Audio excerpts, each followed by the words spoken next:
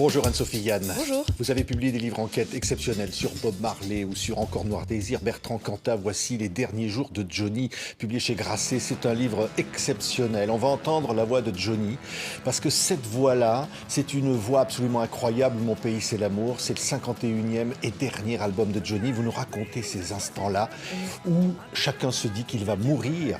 Il est à quelques semaines de mourir et il chante encore. C'est exceptionnel au fond. C'est-à-dire que ce qui est exceptionnel, c'est que cette voix, c'est celle d'un homme qui devrait déjà être dans la tombe. Et pourtant, elle est d'une force qu'on n'a pas connue depuis très longtemps, en tout cas que ses collaborateurs n'ont pas connue en studio, parce qu'il a arrêté de fumer à cause de son cancer notamment.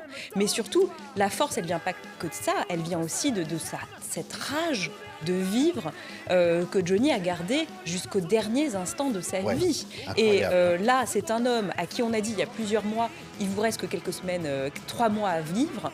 Et malgré tout, non seulement il est toujours là, mais il est en studio, en train d'enregistrer un album, il revient de tourner. Enfin, c'est complètement dingue. C'est-à-dire que normalement, quand on a un cancer, on se repose. Alors, c'est pas forcément ce qui est recommandé d'ailleurs aujourd'hui, mais pourtant, lui, non seulement il vit comme avant, mais en plus, il vit même plus fort qu'avant. Il produit un album qui est exactement l'album qu'il voulait faire, un retour à ses racines, au rock'n'roll, au blues. Donc c'est un peu on a l'impression que la boucle est bouclée, quoi. Même si pour lui, c'est pas la fin, c'est pas son dernier album, il ne le croit pas un instant. Mais écoutez cette voix, écoutez. Il est ce que je suis et tout ce que je fais. Même moi, je sais qu'il se souvient de moi. Peu importe où je vais, il m'y attend déjà.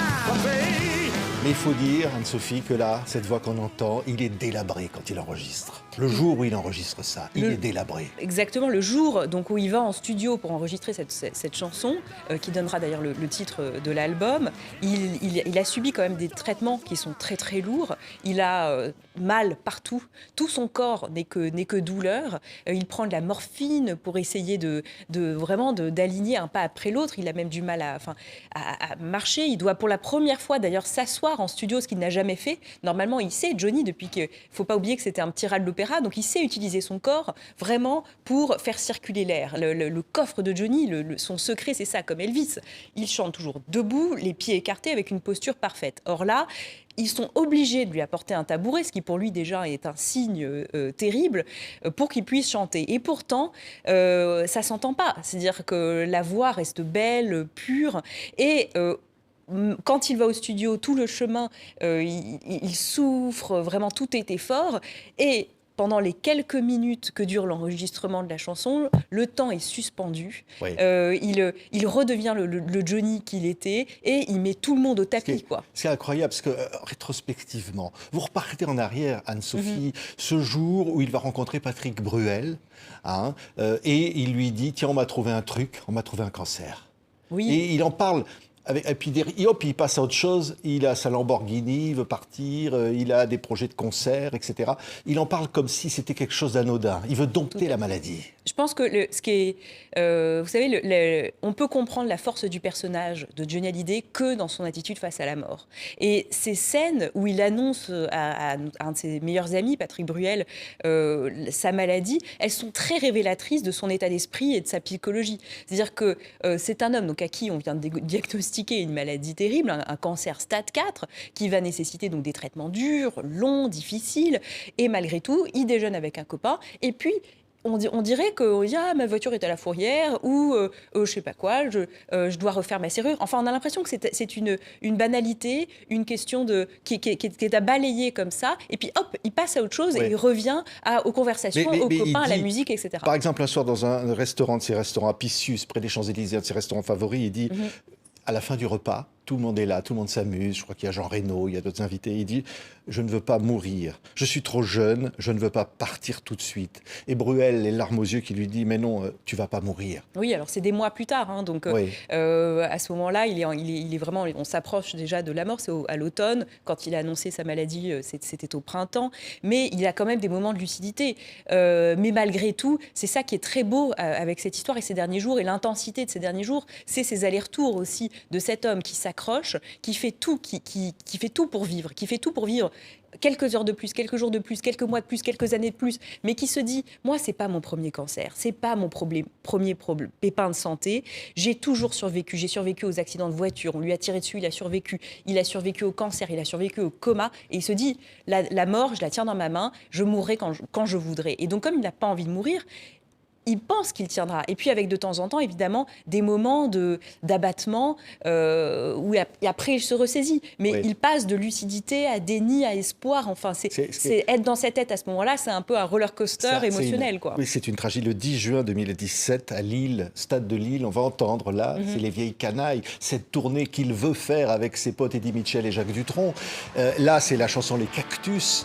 Et pendant que le public entend ça, il se passe un drame sur scène.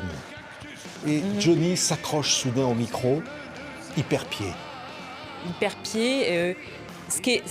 Ce qu'on n'entend pas, ce qu'on ne sait pas quand on est dans le public des Vieilles Canailles, c'est que Johnny, qui fait cette tournée en province, faut le signaler parce que c'est quand même une tournée en province, c'est difficile. Et il passe parce qu'on passe d'une ville à l'autre, etc. C'est une logistique qui est compliquée. Or là, il se déplace avec quasiment un hôpital, donc il subit des traitements juste avant de rentrer sur scène, jusqu'à la dernière minute, vraiment parfois. Donc il reçoit de l'oxygène, des transfusions, etc. Et puis ensuite, il monte sur scène et voilà, et son corps, qui devrait être abattu, prend le dessus de manière assez miraculeuse. Parce que tout le monde s'attend à ce qu'il meure sur scène. Mais quasiment. Oui, tout le monde, les gens se disent qu'il va mourir sur scène. Exactement, c'est tout le monde a peur et tremble en se disant mais ce type qui est mourant, qui tout d'un coup chante, transpire, a le cœur qui bat, il va claquer, quoi. Et donc il y a une intensité très très forte et à part en effet, il y a eu quelques épisodes où le corps lâche. Le corps lâche. Et là, vous dites Eddie Mitchell à la fin du concert qui dit stop, on ne peut pas continuer. Exactement. On a l'impression d'entourer un mort-vivant. On ne peut pas continuer. Et pourtant, c'est-à-dire que c'est pourtant précisément cela qu'il fait qu'il va tenir. Et d'ailleurs, les médecins lui disent à Eddie Mitchell, qui à un moment exactement est angoissé, se dit mais on est en train de le tuer, notre ami là, à lui faire une tournée dans je ne sais combien de dates en France, en Belgique, etc. On pousse trop. Et non, les médecins lui disent non. Au contraire, vous lui redonnez de la vie. Et Johnny lui-même dit cette tournée, si je la fais pas, je vais crever. Donc quelque part, ce public qui lui a toujours donné cet amour, la scène, être entouré de ses copains, c'est ça la vie pour Johnny. Oui. Il n'est jamais aussi heureux que quand il est sur scène. Oui, et puis alors il y a des moments d'intimité. Évidemment, Laetitia qui poste des photos sur Insta et qui dit « fuck le cancer ». À un certain moment, Johnny se retourne contre elle et lui dit « marre, Mère Teresa, ferme-la, ferme ta gueule », parce qu'il lui parle comme ça. Il est dur. Johnny, il est très dur avec les gens qu'il aime. Et tous, en tout cas, peuvent en témoigner. C'est-à-dire que c'est pas un être tendre, c'est un être généreux qui a beaucoup de qualités, qui, je pense, a été un ami parfois exceptionnel, etc. Mais qui, notamment avec les femmes, et ça vient des blessures de son enfance, peut être très très dur. Et Laetitia, elle en a bavé. Hein. Oui. Elle n'est pas parfaite, mais il n'est pas parfait non plus. Oui, vous dites, il a eu 4000 femmes dans sa vie. Oui, alors, vous avancez ce chiffre. Sur les derniers jours, en tout cas, il n'en a qu'une, a priori. Mais oui. En tout cas, dès les débuts de sa carrière, donc dans les années 60, c'était sachant que tous les soirs, il allait de spectacle en spectacle. Les filles se jetaient sur lui. Alors ça va vite, hein, quand on dort presque jamais. Il est donc le soir en spectacle, puis il va en boîte de nuit, puis les restaurants, puis les machins, tous les pères voulaient donner leur fille à Johnny. Ah oui, vous dites ça. Mais Johnny, c'est pas un homme, c'est un dieu quelque part pour les Français. C'est le toucher, c'est approcher à une forme de divinité. Et puis regardez ces images, regardez la beauté de cet homme, surtout jeune, ce regard bleu piscine, cette sensualité, cette bouche, etc. Il était absolument irrésistible. Toutes les femmes voulaient l'approcher. Et comme Elvis d'ailleurs, il a fait un petit peu, il a créé sa carrière sur la sexualité. Elvis sur scène, pourquoi Elvis le succès d'Elvis aussi, alors évidemment c'est sa musique, etc. Mais c'est le roulement de hanche qui l'a rendu absolument mythique, où on passe de la rockstar à la mythologie. Johnny, c'est ça. Oui, mais pourtant, oui. C'est cet homme qui jouait sur le sexe, sur scène, qui bougeait de manière très sensuelle, qui se roulait par terre et qui rendait les filles hystériques. Oui, oui, mais pourtant, le 25 mars 95, il va rencontrer Laetitia Boudou, et vous dites, il est paumé, et elle aussi, ces deux paumés qui se rencontrent. Le père, d'ailleurs, de Laetitia n'est pas tellement favorable à cette rencontre. Oui, même si c'est lui l'instrument. C'est le père qui présente Laetitia à Johnny, à Miami, dans les années 90. Johnny, elle a eu évidemment des hauts et des bas, même s'il a une carrière absolument exceptionnelle par sa longévité, et puis quand même, ses fans sont restés jusqu'au bout. Il a eu des échecs commerciaux, il a tenté beaucoup de choses, etc. Et il est toujours dans la remise en question. C'est un éternel insatisfait. C'est un homme qui, et c'est pour ça qu'il a duré, qui va toujours se dire, mais qu'est-ce que je vais faire après? C'est quoi le prochain spectacle? C'est quoi le prochain truc? Et il a peur d'être ringard. Et donc là, dans les années 90, il est dans un moment de creux, de remise en question. Et puis, c'est quelqu'un qui a une personnalité aussi, dans le fond, aussi assez dépressive. C'est pas quelqu'un qui est joyeux constamment. Non, il est recueilli, il est dur. Et cassée aussi. Oui. Et elle, cette petite fille, parce que même si elle est majeure, c'est une enfant, physiquement, au niveau de sa voix, de son expérience. Elle n'a pas été au lycée, etc. Elle n'a pas une vie complètement normale non plus. Elle a lâché l'école pour s'occuper de son père, etc. Elle aussi est une enfant un peu brisée. Et donc, malgré tout, ces deux âmes qu'on ne penserait pas forcément à rapprocher se trouvent. Oui, alors au début, pas facile. Attendez, pas facile. Non, mais vous dites quand il arrive à Jean Roch, le patron de boîte de nuit, il dit à Jean Roch, quand il voit arriver Laetitia la première fois avec d'autres femmes, il dit « Je ne savais pas que tu m'avais amené des putes ». Alors ça résume assez bien aussi une partie de la relation de couple et de sa manière d'être avec les femmes. Hein. C'était pas, encore une fois, pas un temps. Un peu plus tard, il dit, pardon, je vous cite, c'est Johnny qui dit « Tu vois cette connasse, je vais l'épouser, elle est gentille, tu sais que j'aime pas être seule, elle est jeune, sympa. » L'ami lui répond « Mais c'est pas de l'amour, c'est minable. » Et Johnny lui répond « Mais tu sais, ma vie est minable. » Ça, c'est tout Johnny. C'est tout Johnny, c'est-à-dire quelqu'un capable d'une brutalité extrême, mais qui en même temps va rester, qui croit en l'amour, qui est un romantique désespéré. C'est-à-dire qu'il s'est marié 5 fois, on ne se marie pas 5 fois quand on ne croit pas au mariage ni en l'amour. C'est un solitaire qui ne peut pas rester seul. Exactement, c'est l'ombre, la lumière, constamment, et il est constamment en train de lutter entre deux parties de lui. Et ce que j'ai voulu raconter aussi dans cette histoire d'amour, qui est complexe, qui n'est pas simple, il n'y a pas de gentil, il n'y a pas de méchant ici. Il y a des humains. Regardez le livre enquête, c'est formidable. C'est des êtres humains fragiles, et c'est un amour qui, comme tout amour, l'amour, c'est quand même l'émotion humaine la plus complexe. Oui, d'accord, enfin, il la trompe tout de suite. Il a rencontré Laetitia, vous dites, il la trompe, c'est à la une de Voici, il fait un détour avec le yacht pour pas que Laetitia puisse voir la une de Voici. Pendant leur lune de miel, ce qui est quand même charmant. Il dit à ses amis, une femme, il faut la tromper pour lui prouver qu'on l'aime. C'est ça sa philosophie. Oui, c'est sa philosophie. Je crois qu'il a trompé en effet toutes les femmes avec qui il a été. Et malgré tout, elle va s'accrocher. La petite blonde, dont tous les amis disaient mais elle tiendra pas 15 jours, on la verra pas la semaine prochaine, etc. Même quand ils se marient, personne n'y croit. Et puis, elle reste jusqu'au bout. Et parce qu'à un moment, elle va aussi reprendre le pouvoir. Oui, mais alors attendez, vous racontez, elle va un jour, il n'est pas là, Johnny, il est loin, et il apprend qu'il y a une soirée d'anniversaire chez Lenny Kravitz où elle se rend, et où elle ne revient pas chez elle le soir. Et il apprend donc qu'elle a découché. Et il est très mal, Johnny. Il est très mal. Lui-même, qui n'a pas forcément de leçons à donner à qui que ce soit en termes de fidélité, tout d'un coup, quand sa femme, qui, ne l'oublions pas, a quand même, est de 30 ans sa cadette, donc lui, à bout d'un moment, fatalement, il vieillit aussi. C'est-à-dire quand elle le rencontre, il est encore beau mec, il est athlétique, etc.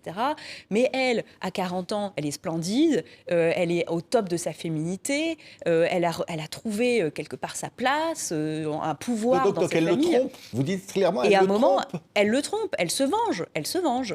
Et lui, qui pourtant donc l'a trompée sans cesse depuis les débuts de leur histoire, en est malade. Il en est malade. Oui, il est complètement perdu. Et en fait, à un moment donné, la maladie arrive là-dessus.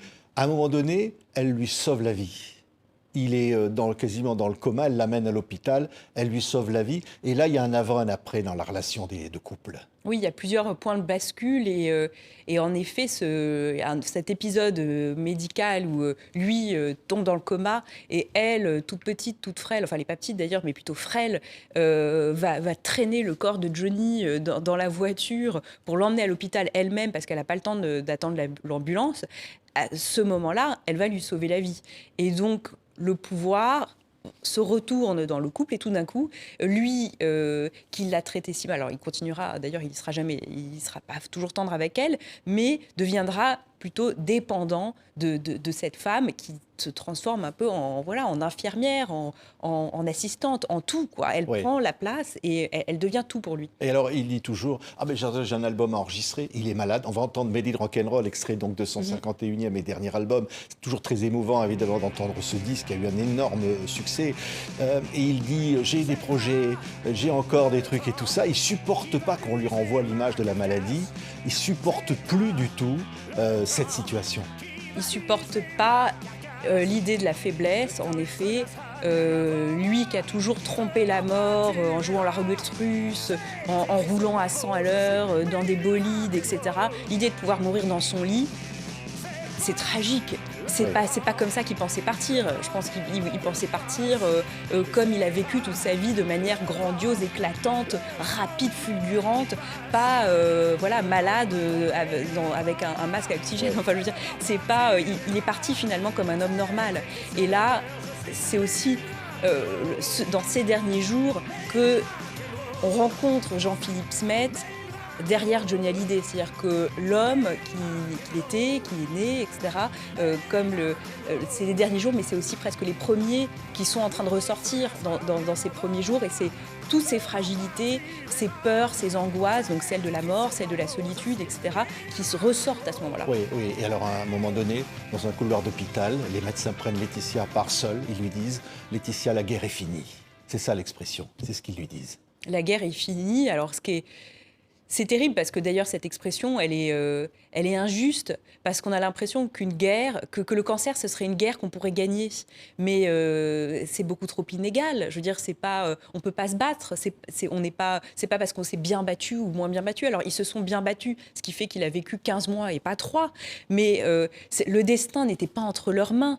Ils ne pouvaient pas lutter contre ce cancer. Le cancer était partout. Il était dans les os, il était dans la chair, il se mentait etc. comme il a toujours menti. Au fond, il se mentait à lui-même. C'était un menteur compulsif. Il l'a dit lui-même, il me l'a dit d'ailleurs quand je l'ai rencontré. Il m'a dit « moi je mens tout le temps ». Et il mentait en effet probablement à lui-même, ainsi qu'à son entourage, en se disant « mais non, je vais survivre, je vais survivre ». Quand il rencontre son manager dans son bureau 10 jours avant sa mort en disant « bon, qu'est-ce qu'on fait pour la prochaine tournée, le prochain album, etc. » Il se ment aussi quelque part à lui-même, même si lui il croit, tout le monde y croit. Et puis pourquoi pas, après tout, c'est Johnny Hallyday. Tout a toujours été hors norme chez Johnny Hallyday. Donc pourquoi cette fois-ci, il n'arriverait pas à tromper la mort ? Oui, à un moment donné, il se réveille dans sa chambre, il voit autour de lui David, Laura et leurs mères respectives. Et là, il s'en prend à Laetitia. Il dit « c'est quoi ce cirque ? Que tout le monde se barre, je ne veux plus voir personne ». Oui, il est à l'hôpital à ce moment-là, donc il vient d'avoir encore un autre épisode assez douloureux de détresse respiratoire. Il est à la clinique Bizet et pour lui, d'avoir tout d'un coup ses ex-femmes, ses amis, ses enfants rassemblés autour de son lit d'hôpital, en effet, ça veut dire la mort, évidemment. Et donc, il a une réaction assez violente à ce moment-là.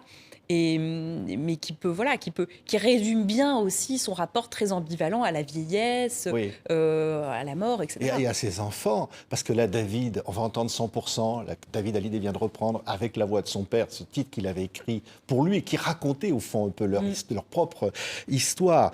Quand il laisse un message à son fils, vous dites sur le répondeur, il dit « David, est-ce que tu peux appeler ton père ? C'est Johnny Hallyday ». C'est comme ça qu'il parle à son fils. C'est dingue. C'est dingue. Oui, mais ça montre bien à quel point les relations, à un moment, ont été à la fois très proches, faites d'admiration, mais aussi distendues. C'est-à-dire que David, il a été très bien élevé par sa mère. Il a eu un deuxième père, Tony Scotti, mais Johnny, c'était pas le père de l'année, quoi. Je suis pas sûre qu'il l'ait déjà emmené à l'école. Vous dites, ils n'ont déjeuné en tête-à-tête qu'une fois dans sa vie. Oui, dans leur vie une seule fois. je pense qu'il était très peu présent.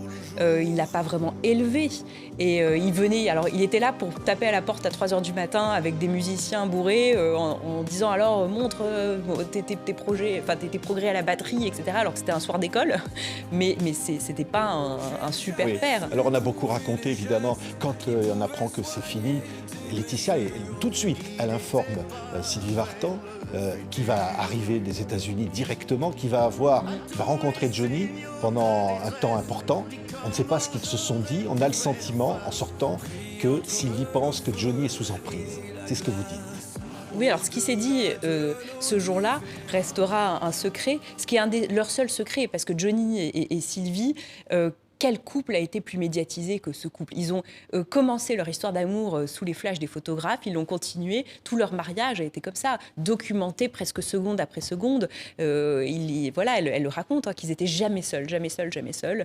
Mais il reste quelques moments de mystère privé, notamment voilà, ces derniers instants avec lui, où ça reste un des mystères secrets qu'ils ont réussi à préserver.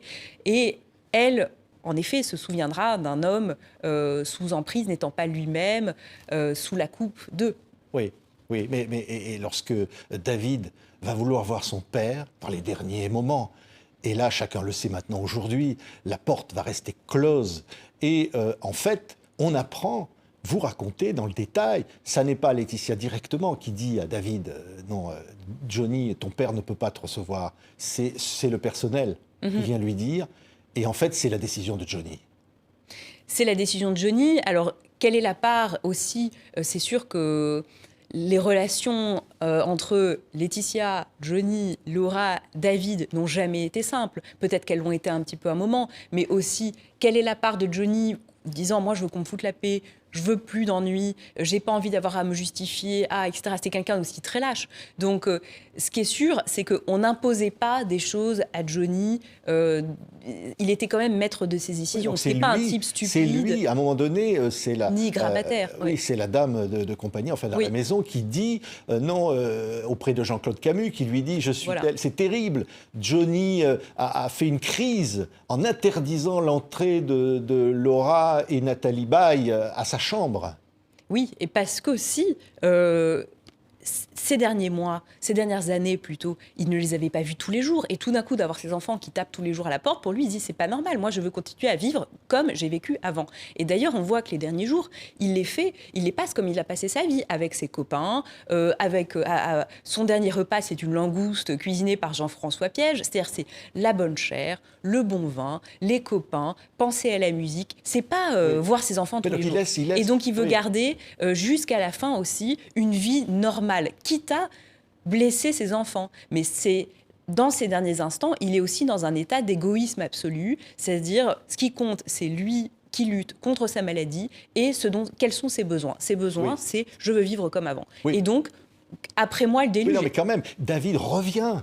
Il revient 2 jours après. Il essaye d'entrer presque de force à l'intérieur. Il voit Johnny dans son lit qui fait semblant de dormir pour ne pas le voir. Oui, c'est d'une dureté absolue.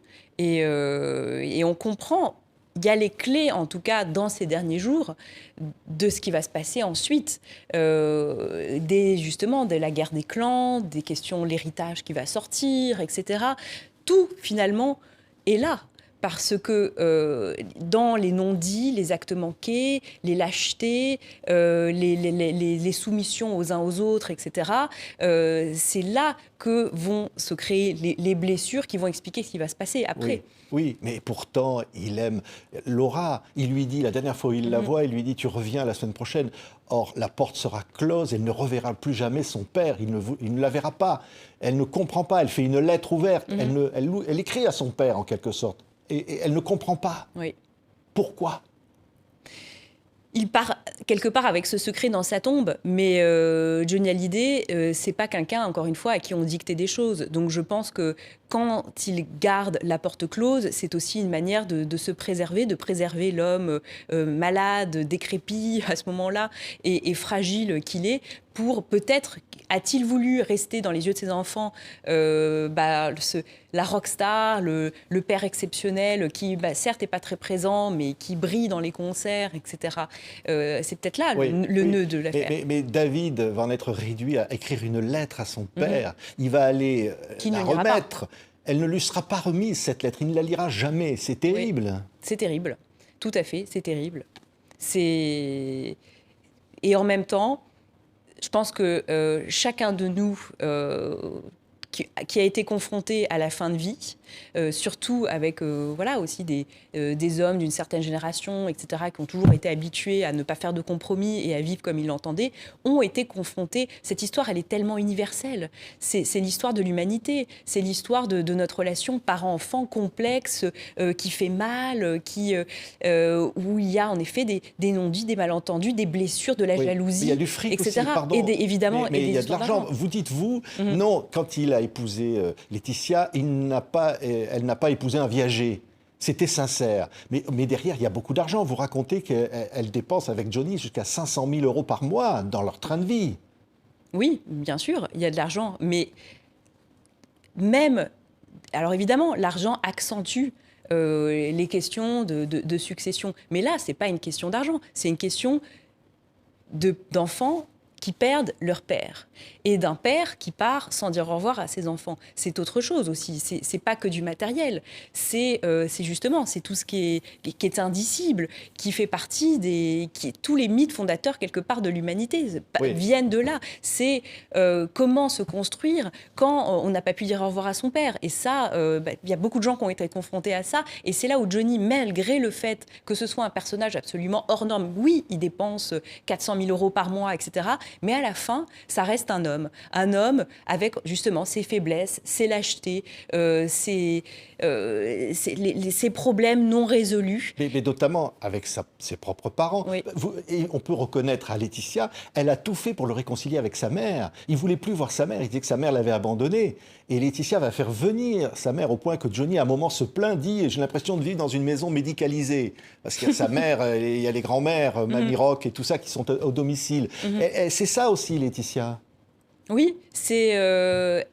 Clairement, elle a essayé de l'aider à recoudre les plaies béantes qui striaient son cœur. Je pense que, sans vouloir faire des mauvaises chansons, le cœur de Johnny, il a été déchiré, ravagé. C'est-à-dire qu'il a été abandonné quand même bébé par son père et qui part avec l'argent et tous les meubles de l'appartement. Sa mère, finalement, travaille comme mannequin, etc., le confie à la sœur de son père et puis il ne la voit plus. Il a été baladé comme ça d'un pays à l'autre, etc. Alors heureusement, il y a eu sa tante et ses cousines qui ont été une forme de pilier, mais cette blessure originelle, qui est quand même l'abandon par ses parents, il s'en est jamais remis. Et puis quelque part, en lui-même partant, sans dire au revoir à ses parents, il reproduit aussi un schéma, à ses enfants, pardon, il reproduit ce schéma familial. Oui. C'est vrai que aujourd'hui, on peut se dire les conditions de sa mort. Il est mort avec Karl et Dada auprès de lui. Qui sont Karl et Dada ? Alors, il y a son coach sportif et le chauffeur de Laetitia, qui est aussi son chauffeur à lui, qui sont là aux derniers instants parce qu'il avait besoin d'être constante. Il ne pouvait même plus aller aux toilettes tout seul, etc. Et il a abandonné son corps à ces deux hommes. Et ces derniers instants, étonnamment, Laetitia n'est pas là dans la pièce avec lui. Il est avec eux. Et enfin, il y a plusieurs moments, il tombe, et apparemment, ce qui a été très émouvant... Il dit « je vais aller aux toilettes », parce qu'il faut raconter la vérité. Oui. Il dit « je vais aller pisser ». Il se lève, et là, il s'écroule. Il regarde le ciel. Oui, il regarde le ciel. Ça, c'est quelque chose qui m'a beaucoup intriguée. Qu'a-t-il vu dans le ciel ? Alors, j'offre des possibilités, mais il y a quelque chose de divin dans ce moment un peu suspendu, où enfin, il comprend que ça y est. C'est vraiment son dernier moment, c'est maintenant. Oui, il le dit d'ailleurs, parce qu'il a encore l'instant de dire « je sens que c'est la fin ». Oui. Et il saisit la croix qu'il a autour du cou. Oui. Et malgré tout, jusqu'à cette seconde, il n'y croyait pas. Ce qui est quand même fou, c'est que quelques minutes avant, il ne pensait pas que c'était son dernier jour. Et malgré tout, là, à un moment, ça y est, la mort l'appelle et il lâche. Oui. Et il dit, je veux remettre cette croix à ma femme, à Laetitia, et je vous demande de prendre soin de mes filles. C'est ça qu'il dit. Il pense à ses filles. Il pense à ses filles. Ses derniers mots, c'est pour ses filles. Oui. Et ce qui est... Moi, pour l'avoir rencontré, et je me souviens déjà à l'époque, c'était quelques années avant sa mort, mais il avait très peur pour ses filles cadettes, notamment, parce qu'elles étaient mineures, parce que leur mère n'avait pas forcément les mêmes moyens financiers, n'avait pas de profession, donc c'était pas évident. Il avait peur, il voulait les mettre à l'abri. C'était une obsession, il en parlait déjà, je crois qu'il en parlait à beaucoup de gens autour de lui. Et lui, qui a été abandonné lui-même sans rien, avait une peur panique de faire la même chose à ses 2 petites filles. Et donc, jusqu'à la fin, il a essayé de les protéger. C'était son obsession. Oui, il avait dit, je sais que quand je ne serai plus là, Laetitia, je le cite, prendra des seaux de merde sur la gueule. Oui, parce que quand on apprendra quelques mois plus tard la teneur de la succession, etc., qui est d'une violence absolue, alors je pense que lui ne pensait pas forcément avoir déshérité ses enfants, etc. Je pense que c'est beaucoup plus compliqué. Lui, dans sa tête, il s'est dit, bon, mes enfants aînés, financièrement, ils sont grands, ils sont adultes, ils ont une carrière, ils vont s'en sortir, c'est réglé. Mais Laetitia, pardon, l'entourage la surnomme Madame Fourien. Oui, l'entourage est très dur pour elle. Oui. Hein, c'est depuis le début, d'ailleurs. Depuis les premiers jours de leur relation, les copains se moquent d'elle, etc. Elle s'en est pris plein la figure, mais complètement, pendant des années.